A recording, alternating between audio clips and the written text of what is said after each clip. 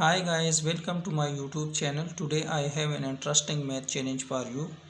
If 7 minus 2 equal to 35, 6 minus 3 equal to 18, then what is 8 minus 4 equal to?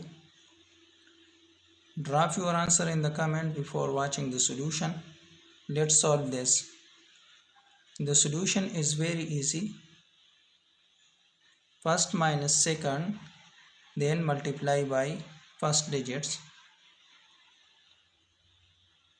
So 7 minus 2 give us 5.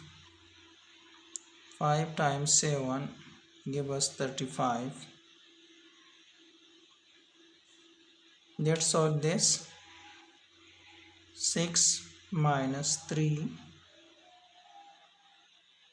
give us 3. 3 times 6 give us 18.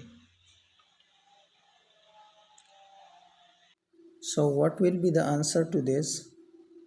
Tell me in the comment.